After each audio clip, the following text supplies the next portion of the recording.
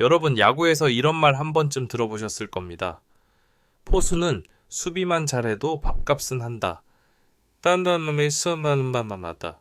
그래서 포수 유망주를 이야기할 때 사람들은 늘 이렇게 구분하죠.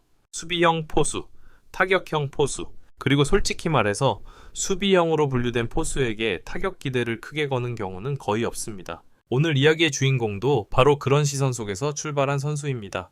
KIA가 이 포수 유망주를 지명했을 당시 평가는 아주 명확했습니다. 포구 안정적이다. 블로킹 좋다. 투수 리드가 차분하다. 하지만 동시에 이런 말도 따라붙었죠. 타격은 크게 기대 안 해도 된다.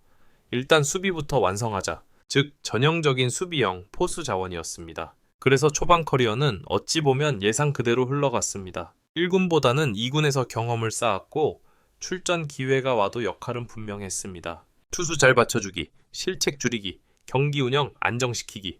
타석에서는 한 방보다는 아웃만 안 되면 된다는 시선이 더 강했습니다. 그러다 보니 이 선수의 이름은 늘 조용했습니다. 하이라이트 영상에 자주 나오지도 않았고 팬들 사이에서 큰 기대를 받지도 않았습니다. 말 그대로 언젠가 쓸 수 있을지도 모르는 자원, 그 정도 위치였죠. 그리고 시간이 흘러 이 선수는 군에 입대합니다. 여기서 많은 팬들은 이렇게 생각했습니다. 아, 흐름이 끊기겠네? 돌아와도 다시 처음부터겠지? 사실 포수에게 군 복무는 더 큰 변수로 작용하는 경우가 많습니다. 체력, 감각, 투수와의 호흡, 모든 걸 다시 맞춰야 하니까요. 그런데 군 전역 이후 돌아온 모습은 모두의 예상을 완전히 깨버립니다. 가장 먼저 달라진 건 체형이었습니다. 하체가 단단해졌고 상체 밸런스가 눈에 띄게 안정됐습니다. 그리고 그 변화는 곧바로 타석에서 드러났습니다. 에어! 저 스윙 원래 저랬나? 처음에는 다들 반신반의했습니다. 우연일 수도 있고 컨디션이 좋을 수도 있으니까요. 하지만 그게 한 경기, 두 경기, 그리고 한 달, 두 달 이어지자 분위기가 달라지기 시작합니다. 이제는 단순히 공을 맞히는 타자가 아니라 공을 때리는 타자가 되어 있었습니다. 타구 속도가 달라졌고 파울이던 공이 페어가 되었고 밀려 맞아도 외야로 뻗어나갔습니다. 이건 절대 우연으로 설명할 수 없는 변화였습니다. 특히 인상적인 건 타격 접근 방식이었습니다. 예전에는 스트라이크면 일단 스윙이었다면 지금은 다릅니다. 공을 끝까지 보고 자기 존에서만 승부합니다. 포수라는 포지션 특성상 투수의 공을 많이 보고 변화구에 익숙해질 수밖에 없는데 그 장점이 타석에서 제대로 살아난 느낌이었습니다. 이쯤 되자 코칭 스태프 쪽에서도 이야기가 나오기 시작합니다. 생각보다 타격이 많이 늘었다. 이 정도면 단순 수비형은 아니다. 평가가 바뀌는 순간이죠. 여기서 중요한 포인트 하나.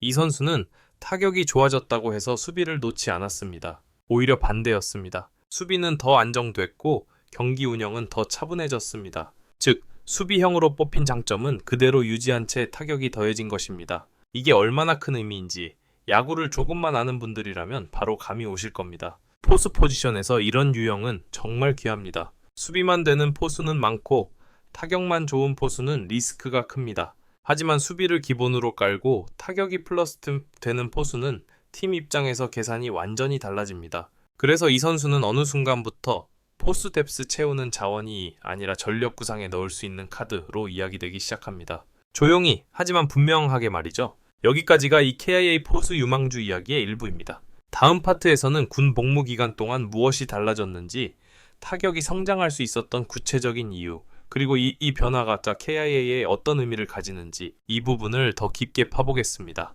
수비형 포수는 타격이 약하다. 이 오래된 공식이 어떻게 깨지고 있는지 다음 편에서 계속 이어가겠습니다. 자, 이제부터는 그래서 실제로 뭐가 어떻게 달라졌는데 이 질문에 답해볼 차례입니다. 수비형 포수 유망주가 군 전역 후 타격까지 보여주기 시작했다면 그건 단순한 기분 탓이 아니라 분명한 내용의 변화가 있어야 합니다. 그리고 이 선수에게는 그 변화가 꽤 명확하게 보입니다. 가장 먼저 눈에 띄는 건 타석에서의 태도입니다. 예전에 이 선수는 타석에 들어서면 어딘가 급해 보였습니다. 일단 맞춰야 한다. 기회가 많지 않다. 이런 생각이 스윙에 그대로 드러났습니다. 그래서 공을 끝까지 못 보고 당겨치다 걸리거나 변화구에 헛스윙하는 장면이 잦았습니다. 하지만 전역 후에는 완전히 다른 모습입니다. 타석에 들어서도 급한 기색이 없습니다. 볼 하나를 골라도 표정이 변하지 않고 파울 하나에도 흐름을 끊지 않습니다. 이건 단순히 멘탈이 좋아졌다는 이야기가 아닙니다. 타석을 이해하기 시작했다는 신호입니다. 두 번째 변화는 스트라이크 존 관리입니다. 예전에는 조금 애매한 공에도 방망이가 나갔다면 지금은 확실히 자기 존이 생겼습니다. 이 공은 친다, 이 공은 보낸다. 이 구분이 눈에 띄게 선명해졌습니다. 포수 출신 선수들이 타격에서 늦게라도 성장하는 이유가 바로 여기에 있습니다. 공을 많이 본 경험이 타석에서도 살아나는 순간이죠. 세 번째는 스윙의 크기입니다. 홈런을 노리는 스윙이 아닙니다.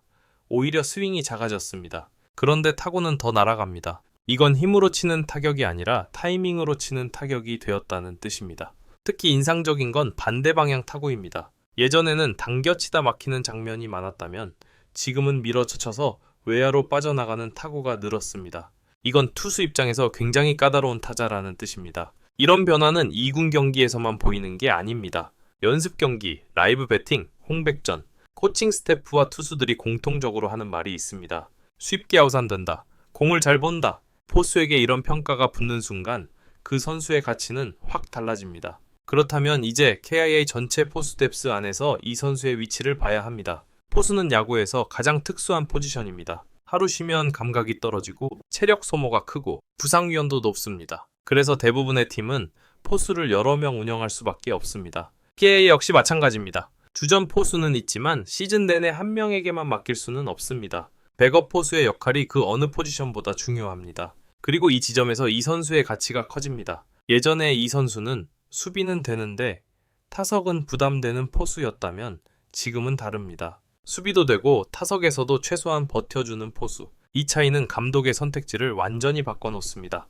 경기 후반 한 점 차 승부. 수비 때문에 교체는 해야 하는데 타석이 불안하면 망설이게 됩니다. 하지만 이 선수가 있다면 그 고민이 줄어듭니다. 이건 숫자로 환산하기 어려운 전술적 가치입니다. 그리고 또 하나, 이 선수의 타격 성장 덕분에 KIA는 포수 운영에서 여유를 갖게 됩니다. 주전 포수를 무리해서 쓰지 않아도 되고 체력 관리가 가능해집니다. 시즌 후반으로 갈수록 이건 엄청난 차이를 만듭니다. 그래서 KIA 내부에서는 이 선수를 두고 이런 표현이 나오기 시작했습니다. 수매운 카드.